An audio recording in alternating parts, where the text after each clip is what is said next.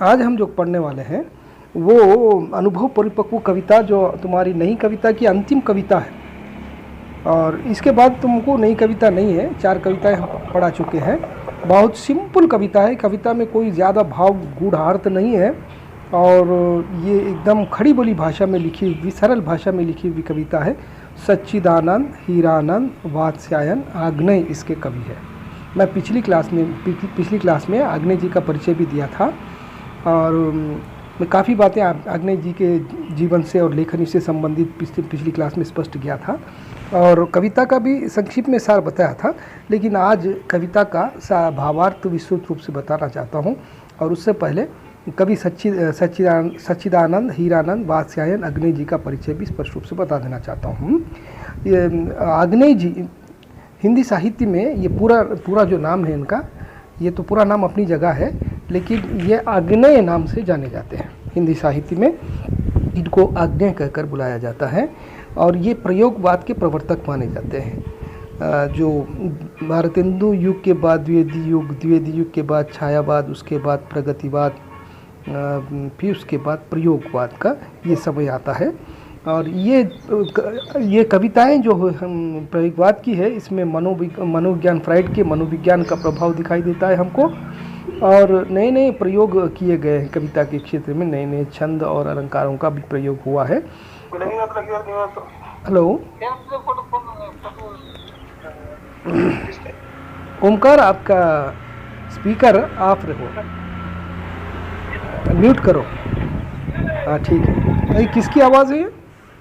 हाँ ठीक है। तो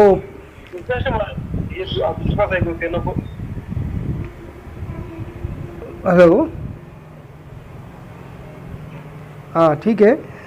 तो ये इन्होंने एमए में इंग्लिश में एमए किया है और इनके पिताजी पुरातत्ववेत्ता थे। मैंने पिछली क्लास में आपको बताया, पुरातत्ववेत्ता कहते हैं आर्कियोलॉजिस्ट को। और ये अपनी आर्कियोलॉजिस्ट की नौकरी के कारण देश के विभिन्न भागों में इन्हें भ्रमण करने का अवसर मिलता था और तदनंतर उन्होंने बहुत कुछ अनुभव को इकट्ठा किया है। आग्नेय जी अपने पिता के साथ पिता का ट्रांसफ़र विभिन्न इलाकों में होता था, देश के विभिन्न इलाकों में। आर्कियोलॉजिस्टिक डिपार्टमेंट के बारे में मैंने बताया आपको कि जो खुदवाई के काम करते हैं, ऐतिहासिक जो भी वस्तुएं चीज़ें मिलती है उसके ऊपर उनका रिसर्च होता है, उसको पुरातत्व शास्त्र ये डिपार्टमेंट कहते हैं। उसमें उनके पिताजी काम करते थे। आगे जी इंग्लिश के विद्यार्थी है और इंग्लिश में उन्होंने एमए किया है। लेकिन उत्तर प्रदेश के इलाके में, हिंदी प्रदेश में रहने के कारण, हिंदी इनकी मातृभाषा थी, हिंदी पर इनको काफ़ी अधिकार था और इसीलिए उन्होंने हिंदी साहित्य में अपना कलम चलाया और प्रयोगवादी लेखक के रूप में वे जाने जाते हैं। विशेषकर उपन्यासों को लेकर इन्हें हिंदी साहित्य में बहुत ख्याति मिली है। शेखर एक जीवनी का भाग 1 भाग 2 इनके हिंदी साहित्य के अमूल्य निधि मानी जाती है और ये मनोवैज्ञानिक उपन्यासकार माने जाते हैं। इसमें शेखर जो प्रमुख पात्र है, उस पात्र के द्वारा उन्होंने मनोविज्ञान को साइकोलॉजी को यानी मनुष्य के सोचने का ढंग जो होता है, उसके मन और मस्तिष्क में घुसकर उसकी भावनाओं को पकड़कर उन्होंने प्रस्तुत किया है। बड़े अच्छे ढंग से शेखर एक जीवनी को उन्होंने लिखा है। उसके बाद उनके नदी के द्वीप उपन्यास भी बहुत मशहूर है, अपने अजनबी भी इनका महान उपन्यास है। काव्य की बात हम करें तो इत्यालम जो है ना, इनका प्रयोगवाद का पहला काव्य माना जाता है। इत्यालम में उनकी प्रयोगवादी भावनाएं दर्शाई गई है, जिसमें नए नए प्रयोग और फ्राइड के मनोविज्ञान की झांकी हमको दिखाई देती है। और इंद्रधनुष रौंदे हुए इनकी कविता काव्य है। बावरा हेरी भी, भग्नदूत, चिंता, आंगन के अपार द्वार, अरी हो करुणा प्रभामय, कितनी नावों में कितनी बार, ये सारे इनके काव्य संग्रह हैं। और इन्होंने संपादन भी किया है पत्रिकाओं का, जैसे सैनिक पत्रिका है, विशाल भारत है और प्रतीक है, दिनमान है। इन पत्रिकाओं का उन्होंने संपादन भी किया है, संपादन कार्य भी उन्होंने, यानी कुल मिलाकर हीरानंद वात्स्यायन आग्नेय जी बहुमुखी प्रतिभा संपन्न कवि है।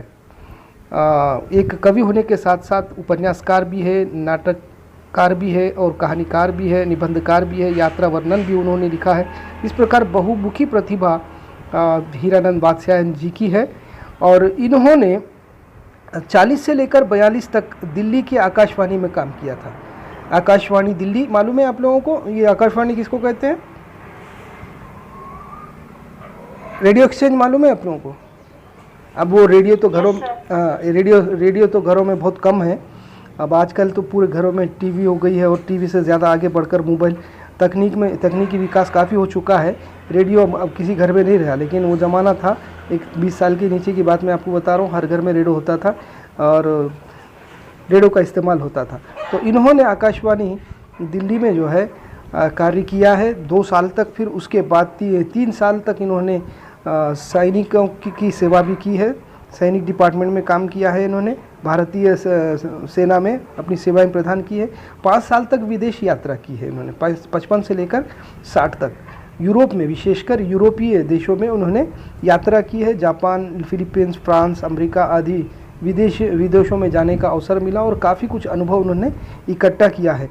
और एक बात, सबसे बड़ी बात जो अग्नि जी से संबंधित है, वो हिंदुस्तान सोशलिस्ट रिपब्लिकन पार्टी में शामिल हुए थे, जिसके कारण उन्हें लगभग 4 वर्ष की जेल यातनाएं सहनी पड़ी है। ये जो पार्टी आपको मालूम है, आज़ादी के आंदोलन में, स्वतंत्रता आंदोलन में जो 2 प्रकार के दल काम कर रहे थे, एक नरम दल और दूसरा गरम दल। ये गरम दल जिसको कहा जाता है वो यही हिंदुस्तान सोशलिस्ट रिपब्लिकन पार्टी है, जो उत्तर भारत की एक बड़ी स्वतंत्रता संग्राम में भाग लेने वाली पार्टी, जिनका विश्वास सशस्त्र बल से जो है देश को आज़ाद कराने का था। उसमें जैसे प्रमुख लोगों में अशफाकुल्लाह खान और सुखदेव और राम प्रसाद बिस्मिल, भगत सिंह, ऐसे महान क्रांतिकारी लोग जो है उस पार्टी का संचालन कर रहे थे। और उस पार्टी से जो है अग्नि जी जुड़ गए।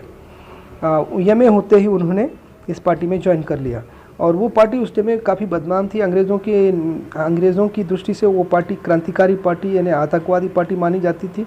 और इनके पास हथियार भी हुआ करते थे और देश को आज़ाद करने के लिए ये हथियार का भी इस्तेमाल करते थे। ऐसी पार्टी में शामिल होने के बाद इन्हें गिरफ्तार भी कर लिया गया था। 4 वर्ष तक इन्हें यातनाएं भी सहनी पड़ी थी। ये भी बताया जाता है कि 2 सालों तक वो नज़रबंद भी रहे थे। कुल मिलाकर आज्ञाई जी देश की आज़ादी में भाग लिए और एक अच्छे कवि होने के साथ साथ उपन्यासकार भी है, कहानीकार भी है, नाटककार भी है और एक अच्छे निबंधकार भी है। आलोचनाएं भी उन्होंने की है, संपादक के रूप में भी उन्होंने नाम कमाया है। तो ऐसे जो कवि है प्रयोगवाद के प्रमुख, फ्राइड का जिन पर प्रभाव है, मनोविज्ञान का, फ्राइड के मनोविज्ञान का प्रभाव है, उन्होंने शेखर एक जीवनी से हिंदी साहित्य में अपना काफ़ी नाम कमाया है। और 3 तार सप्तक भी इनके बहुत प्रसिद्ध है। 3 संग्रह तार सप्तक 1, 2, 3, 1, 2, 3, जिसमें विभिन्न कवियों के विभिन्न प्रकार के रचनाओं को एक संग्रहित किया गया है, जिसमें मुक्तिबोध प्रमुख माने जाते हैं। आगे की पीढ़ी में आग्नेय के बाद जो कवि मुक्तिबोध आते हैं, वो मुक्तिबोध की रचनाएं ये तार सप्तक में बहुत प्रमुख मानी जाती हैं। तो ये यहाँ पर बहुत छोटी कविता प्रस्तुत कर रहे हैं। वो छोटी कविता का जो शीर्षक है, ये मैं आपको कविता को आपके स्क्रीन पर दे रहा हूँ, आप लोग देख लीजिए।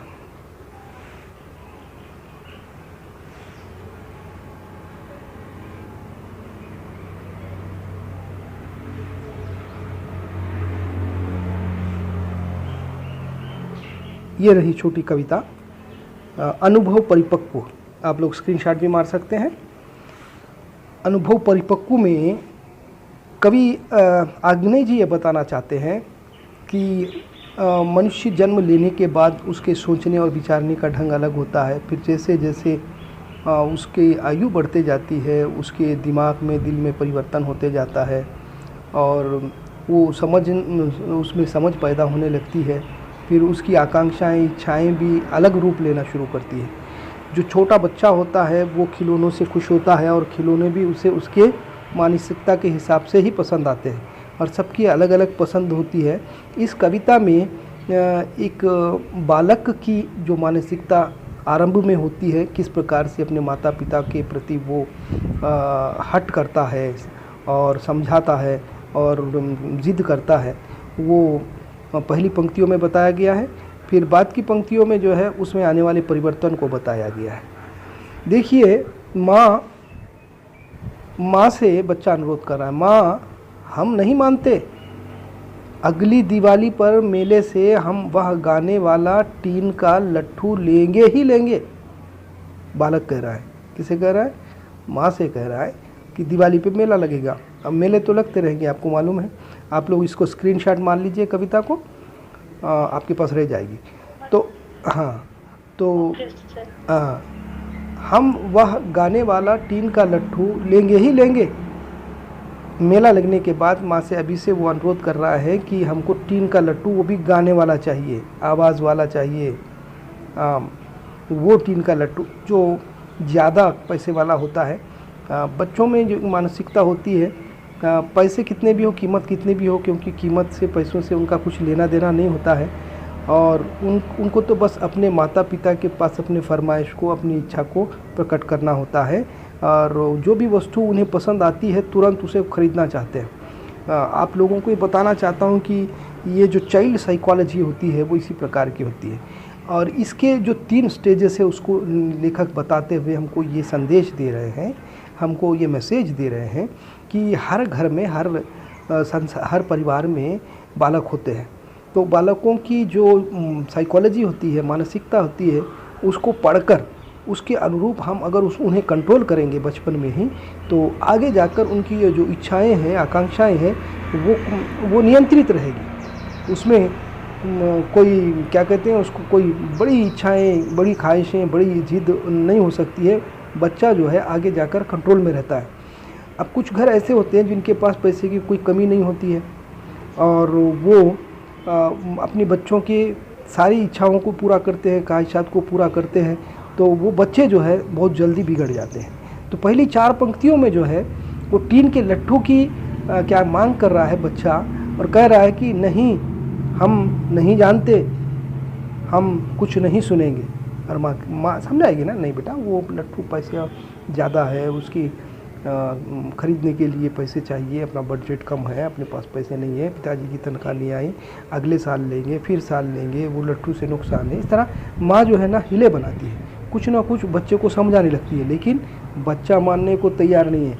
बच्चे को जो चीज़ पसंद आ जाती है वो किसी भी प्रकार से हट करता है, जिद करता है, शरारत करता है और चाहता है।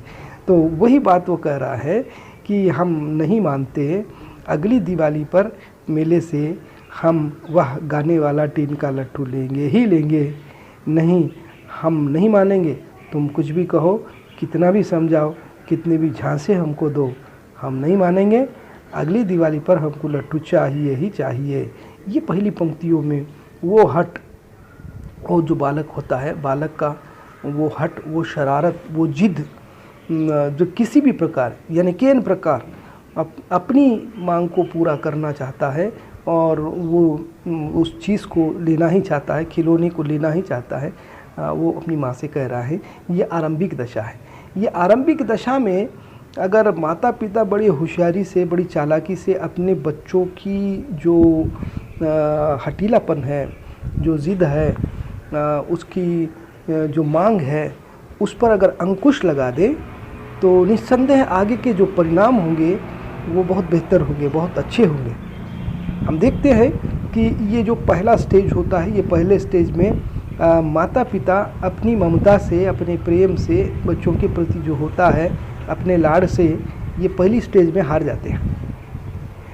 और ये पहली स्टेज में जब हार जाते हैं तो बाद में ये बच्चे जो है माता पिता के लिए बहुत सारे समस्याओं को खड़ा कर देते हैं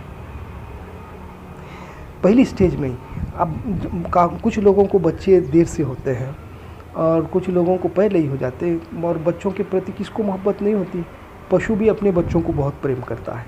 आपको मालूम है, एक भैंस अपने बछड़े को अगर कोई आगे ले जाता है तो उसके पीछे पीछे चलती निकल जाती है, देखते हैं। तो ये पशुओं में भी अपनी ममता होती है बच्चों के प्रति। अब तो हम तो पशुओं से महान हैं, हम तो मनुष्य जाति है, हमारी तो मनुष्य जाति है, तो बच्चों से तो प्रेम होगा। और तेलुगु में एक कहावत है, वो काकी पिल्ला काकी की मुद्दू, तो कब्बे को भी अपना बच्चा बहुत प्यारा होता है। तो ऐसे प्यार में ये माता पिता स्टार्टिंग स्टेज में बच्चे को संभालने में विफल हो जाते हैं। यहाँ थोड़ा क्रूर अगर हो जाएंगे और थोड़ा चालाकी से अगर बच्चे को कंट्रोल करेंगे तो पहले स्टेज में बच्चा जब कंट्रोल हो जाता है तो फिर दूसरी स्टेज, तीसरी स्टेज में वो पूर्ण रूप से घर के लिए सुख और शांति प्रदान कर सकता है। अन्यथा उसकी जो इच्छाएं होती है वो आसमान को छूने लगती है। पहली दशा में माँ बाप प्रेम से और ममता से हार कर उसके सामने उसकी हर मांग को पूरा करते हैं, और उसकी मांग वो जब करता है तो उसे मालूम है कि उसके माता पिता उसके रोने पर उसके वश में हो जाएंगे, उसके हो जाएंगे, और वो जिद करने पर, रोने पर फिर वो थोड़ा होश संभालने के बाद उसमें एक और टेक्निक भी पैदा हो जाती है, वो खाना भी खाना बंद कर देता है अपनी जिद को, अपनी मांग को पूरा करने के लिए, और किसी भी प्रकार के ब्लैकमेल करना शुरू कर देता है। ये उसका बचपना होता है, उसकी कम आयु होती है, उसकी नादानी होती है। लेकिन पहले स्टेज में अगर बच्चे को कंट्रोल किया जाए तो जब उसे ये सारी क्या कहते हैं उसको होशियारियाँ उसके पास नहीं होते हैं बच्चे के पास। ये चाइल्ड साइकोलॉजी को मैं आपके सामने इसलिए बता रहा हूँ क्योंकि हर एक व्यक्ति को ये चाइल्ड साइकोलॉजी मालूम होना चाहिए, जो मुझे मालूम नहीं थी। अब मैंने बहुत तकलीफ देखी है, मैं बहुत परेशानियाँ उठाया है। मेरे अपने खुद बच्चे जो है, मुझे पहली स्टेज में मैं ज़्यादा उनके प्रति प्रेम दिखाने के कारण दूसरे तीसरे स्टेज में इतने महान और भयानक हो गए कि जब कोई मांग करते हैं तो उसे पूरा करना मेरे लिए बहुत ज़रूरी हो जाता है। इसीलिए पहले स्टेज में ही जब वो नादान होते हैं, हम उन्हें जीतने नहीं देना चाहिए, उन्हें हरा देना चाहिए। स्टार्टिंग में ही उनकी मांगें होती है, हम उन्हें बाज़ार ले जाते हैं, खिलौने बहुत सारे देखते हैं, वो मनपसंद खिलौने की मांग करते हैं। पहली स्टेज में जब कच्चे होते हैं, उन्हें जब दबा दिया जाता है बड़े अच्छे अंदाज से, तो दूसरी स्टेज में वो हमको परेशानी नहीं देंगे, तकलीफ़ नहीं देंगे, और उनकी जो इच्छा होती है वो अपने कंट्रोल में रहती है। हम अगर हारते जाएंगे तो वो बहुत सताएंगे। देखिए कविता को,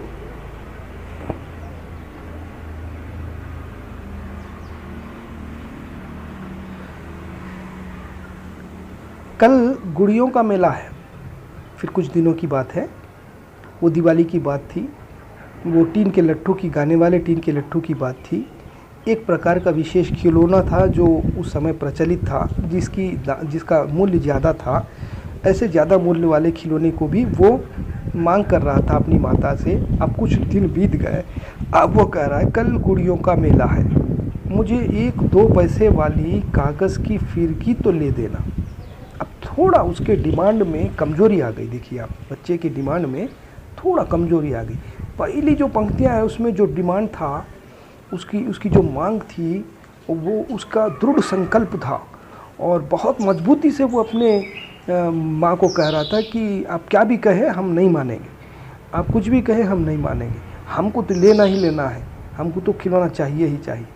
लेकिन अब कुछ दिन बीत गए तो उसमें थोड़ा समझ आ गई, तो वो कह रहा है, क्या कह रहे थे, कल गुड़ियों का मेला है, मुझे 1-2 पैसे वाली कागज़ की फिरकी तो ले देना। अच्छा मैं लट्ठू नहीं मांगता, तुम बस 2 पैसे दे देना। अब थोड़ा नरमी आई वो बच्चे में, जब स्टार्टिंग में उसको कंट्रोल किया गया तो थोड़ा नरम हो गया वो, और कह रहा है कि अब कल गुड़ियों के मेले में माँ मुझे मालूम है तुम वो तो नहीं दिलाओगी, टीन का लट्ठू नहीं दिलाओगी, मैं तो बचपन से कई दिनों से ये इच्छा प्रकट कर रहा हूँ, ख्वाहिश प्रकट कर रहा हूँ, लेकिन तुम तो नहीं दिलाओगी मुझे मालूम है, लेकिन मुझे कागज़ की फिरकी कम से कम दिला देना। क्या दिलाना? कागज़ की फिरकी दिलाना, एक और खिलौना जो उससे सस्ता वाला है, जो ज़्यादा पैसे वाला नहीं है, वो 2 पैसे में मिलता है, और वो 2 पैसे मुझे दे देना, मैं उसे खरीद लूँगा। मैं लट्ठू नहीं मांगता अब तुमसे। पहले लट्ठू की जिद करता था और तुमने नहीं दिलाया उसे। अब मुझे मालूम है तुम उसे नहीं दिलाओगे क्योंकि उसका दाम भी ज़्यादा है, उससे मुझे नुकसान भी है, तो इसलिए अब मुझे तुम कागज़ की फिरकी के लिए 2 रुपये दे देना, बस मैं वो 2 रुपयों में अपनी कागज़ की फिरकी खरीद लूँगा। आप लोगों को कुछ समझ में आ रहा है कविता में? मेरी आवाज़ तो सब लोग सुन रहे हैं ना? Yes sir. Very good. तो इस कविता के माध्यम से संदेश क्या देना चाहते हैं, ये देखिए आप। कविता तो बहुत छोटी है, कविता तो बहुत छोटी है। कविता में अगर आप उसका साधारण ऊपर का अर्थ देखेंगे तो बहुत सिंपल बात दिखाई दे रही कि एक बच्चा अपने माँ से जो है अपनी क्या कहते हैं मांग कर रहा है, खिलौने की मांग कर रहा है। पहले वो लट्ठू की मांग करता है, फिर उसके बाद वो फिरकी की मांग कर रहा है, और माँ जो है वो दिला नहीं रही है। फिर उसके बाद ये क्या हो रहा है, ये क्यों इस प्रकार से, ये बस सिंपल बात है। इसे ये भी कोई कविता है क्या, ऐसा हमको लगता है? नहीं, ये कविता जो है इस कविता में एक बढ़िया संदेश माता पिता के लिए है। इस कविता में माता पिता के लिए एक सबसे बड़ा संदेश जो आधुनिक युग में जिसकी आवश्यकता है वो बताना चाहते हैं, वो देना चाहते हैं अग्नि जी। वो ये है कि चाइल्ड साइकोलॉजी को जानना हर एक के लिए बहुत ज़रूरी है, क्योंकि हर घर में बच्चे होते हैं और आज जो लोग युवक हैं कल विवाहित होते हैं और हर सब अपना अपना परिवार बसाते हैं। परिवार में फिर बच्चे होते हैं, तो बच्चों की जो साइकोलॉजी होती है वो इसी प्रकार की होती है। याद रखिए कि स्टार्टिंग में ही जैसे ही बच्चा होश संभालता है, दिल पे पत्थर रखना है, उसकी मांग को पूरा नहीं करना है तुरंत। और अगर उसकी मांग तुरंत पूरी हो जाए तो उसमें एक प्रकार का ऐसा गुण उत्पन्न होता है कि वो किसी भी प्रकार से अपनी मांग को पूरा करने के लिए हट करने लगता है।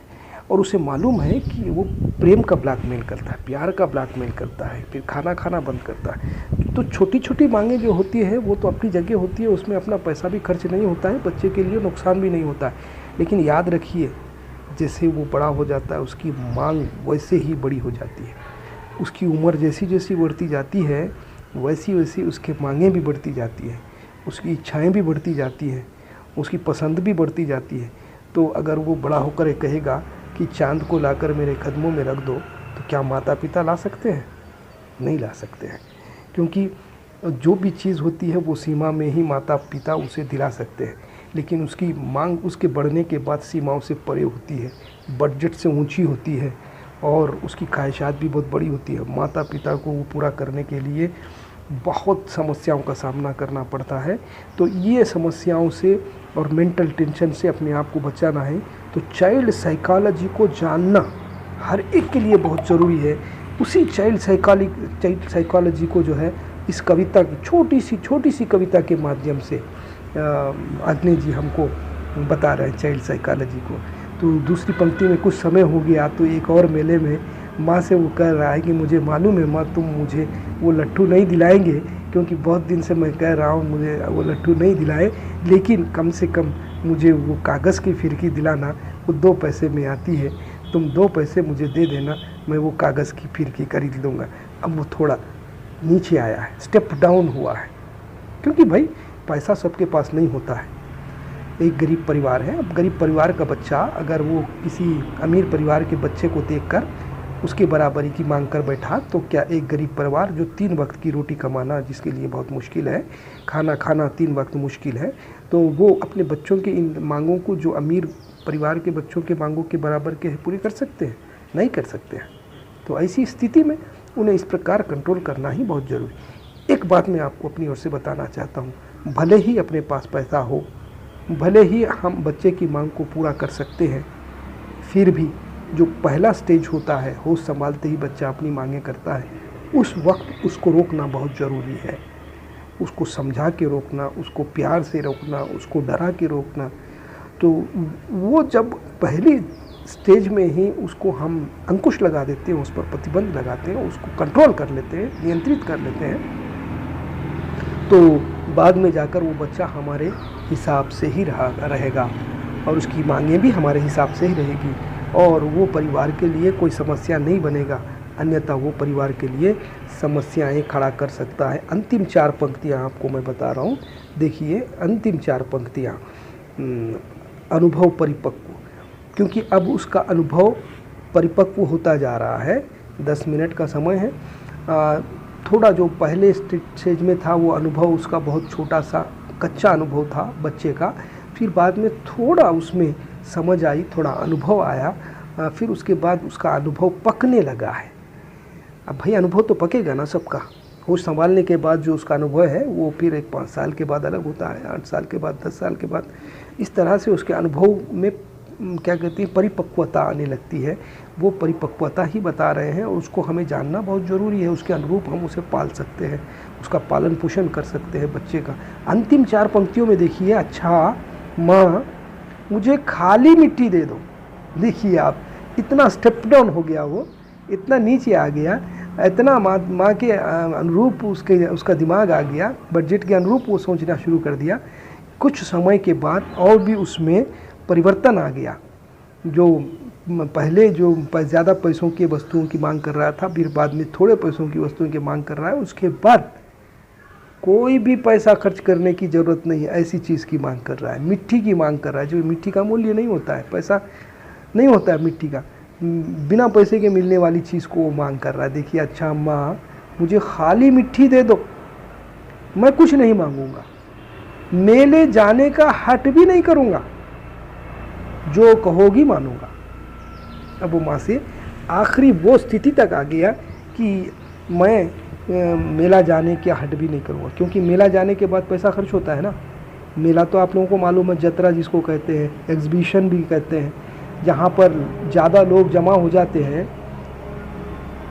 वहाँ पर जो है बड़े बड़े स्टॉल्स लग जाते हैं, दुकानें लग जाते हैं, खिलौनों के दुकान लग जाते हैं, खाने पीने की दुकानें लग जाती हैं, और वहाँ पर पैसा भी जो है ज़्यादा ही, मूल्य भी ज़्यादा ही होता है, दाम ज़्यादा होता है। ऐसी जगह पर जाना खर्चे की बात होती है। और एक गरीब परिवार, पूर्व परिवार, उसके लिए मेला जाना मानो एक जंग को जाने के बराबर होता है। मेले में काफ़ी पैसा खर्च होता है ना। तो ऐसी स्थिति में उसके बच्चे अगर उसको सताएंगे मेला जाने के लिए, तो वो पैसा कहाँ से लाएगा? बेचारा मेहनत करने वाला, मजदूरी करने वाला है, तो उसके पास मेला जाने, सिनेमा जाने, शिकार को जाने पैसे कहाँ से होते हैं?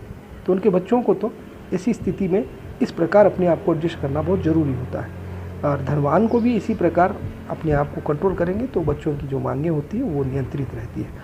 तो बच्चा जो है आखिर में ऐसा वो माँ को समझ गया, पहचान लिया, अपने घर की स्थिति को धीरे धीरे समझना वो शुरू किया कि उसकी माँ आरंभ में जब टीन का लट्ठू मांगता था तो क्यों नहीं देती थी, क्यों नहीं दिलाती थी।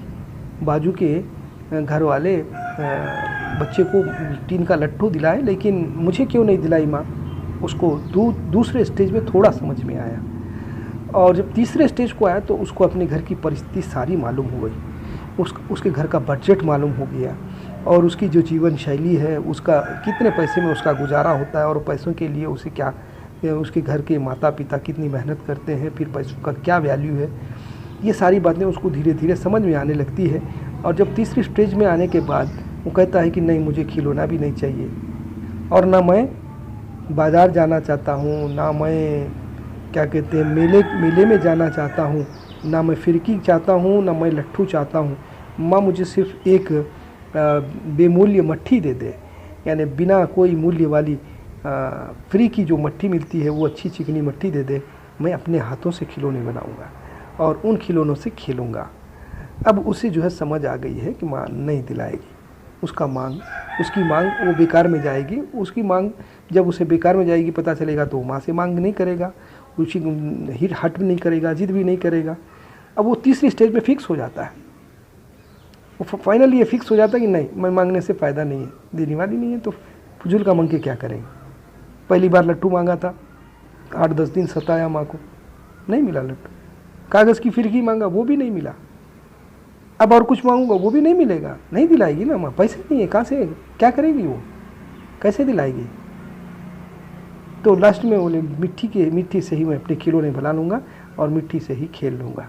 ये स्टेज को जो स्टेप डाउन होने के बाद फिर वो माता पिता को सताना और ज़िद करना बंद कर देता है। ये चाइल्ड साइकोलॉजी है, ये चिल्ड्रन साइकोलॉजी है। और ये मैंने आपको बताया कि आगे जी मनोविज्ञान के अच्छे ज्ञाता थे, और फ्राइड के मनोविज्ञान का उन पर प्रभाव है। फ्राइड का मनोविज्ञान आप जानते होंगे ना, आप नाम तो सुने होंगे, अल्फ्रेड फ्राइड कुछ नाम है उनका। उसका प्रभाव होने के कारण उनकी रचनाओं में, ये कविताओं में देखिए आप, उपन्यास में, नाटकों में, ये मनोवैज्ञानिक ढंग से ही उनकी चर्चा होती है। वो मनोविज्ञान को ही प्रस्तुत करते हैं। ये थे सच्चिदानंद हीरानंद बादशायन अग्नि। अनुभव परिपक्व, यानी अनुभव धीरे धीरे पकने लगता है, परिपक्व हो जाता है। और जब परिपक्व हो जाता है तो उसकी जो पहली की स्थिति है वो वैसी नहीं होती है। और शुरू में जब टीन का लट्ठू, फिर बाद में कागज़ की फिरकी, फिर बाद में मिट्टी पर वो उतर आता है और बातों को वो समझने लगता है। बालक के इस साइकोलॉजी को बताकर माता पिता को सचेत किया गया है। परिवार में सुख और शांति को बनाए रखने के लिए अपनी बच्चों की मांगों को नियंत्रित करने के लिए उनके दिल और दिमाग में होने वाले जो क्या कहते हैं ख्वाहिशात, उसको बताते हुए आगे जी हमको सजग कर रहे हैं। और जो लोग इस संदेश के द्वारा अपने घर में अपने बच्चों के उन मांगों को कंट्रोल करते हैं तो निस्संदेह वो घर में शांति ज़रूर होती है, बच्चे उनको नहीं सताते हैं। वरना बच्चे इतना सताते हैं। और याद रखिए आप, इनकी जो ख्वाहिश होती है वो पूरी तुरंत पूरे होने वाली नहीं है, संतुष्ट होने वाले नहीं। एक चीज़ दिलाने के बाद दूसरी चीज़ की मांग होती है, उसके बाद तीसरी चीज़ की मांग होती है, उसके बाद चौथी चीज़ की मांग होती है। हर दिन कोई ना कोई एक मांग होने, बाहर जाते हैं आकर हमारे सामने वो चीज़ों की मांग करना शुरू कर देते हैं। एक के बाद एक, एक के बाद एक, एक के बाद एक, इतना तंग कर देते हैं बच्चे कि वो माँ बाप के लिए एक नासूर बन जाते हैं और माँ बाप जो है ना उनके लिए सिर पकड़ लेते हैं। ऐसी स्थिति तक आ जाती है क्योंकि वो एक चीज़ दिलाने के बाद, मोल के देने के बाद वो संतुष्ट होने वाले नहीं है, खामोश होने वाले नहीं है। वो और भी मांगते हैं, उसके बाद और भी मांगते हैं। जैसे बड़े होते हैं उनकी मांगें बड़ी हो जाती है। उसके बाद वो बाइक पे चले जाते हैं, फिर बाइक में भी बहुत बड़ी ख़तरनाक बाइक की तरफ उनकी मांग होती है। फिर उसके बाद कार की तरफ जाते हैं, फिर उसमें भी बड़ी मांग होती है। ऐसे उनकी मांगें जो है बढ़ती चली जाती है, बढ़ती चली जाती है। इसको स्टार्टिंग स्टेज में भी जब कुचला जाता है, स्टार्टिंग स्टेज में जब रोक दिया जाता है तो बाद में चल के माता पिता के लिए ये सारी परेशानियाँ नहीं होगी। ये संदेश इस कविता के द्वारा, अनुभव परिपक्व के द्वारा वात्स्यायन आग्नेय जी, हीरानंद वात्स्यायन आग्नेय जी दिए हैं। आप लोगों को समझ में आया? जादव प्रतिभा, अभी मैं आप वेरी गुड। अभी हाँ, आप लोगों की नई कविता समाप्त हो गई। जादव प्रतिभा, मैं आपको फिर से क्लास फर्स्ट ईयर की स्टार्ट करके मैं तुमको एडमिट कर लूँगा। अभी सेकंड ईयर की क्लास एंड हो रही है, 5 मिनट के बाद मैं फर्स्ट ईयर की क्लास आरंभ करूँगा। तो ठीक है, मैं कल आप लोगों को बिहारी के दोहे पढ़ाऊँगा। बिहारी के दोहे पढ़ने के बाद हमारी पुरानी कविता और नवी कविता कुल मिलाकर काव्य पूरा समाप्त हो जाता है। फिर उसके बाद हम गद्दी की तरफ ध्यान देंगे। गद्दी में आधुनिक काल और रीतिकाल ये सारी बातें हैं, वो हम बाद में पढ़ेंगे। ठीक है, आज के लिए यहीं तक क्लास ख़त्म। कल हम ज़्यादा से ज़्यादा 2:02 तक हम अपनी क्लास स्टार्ट कर देंगे।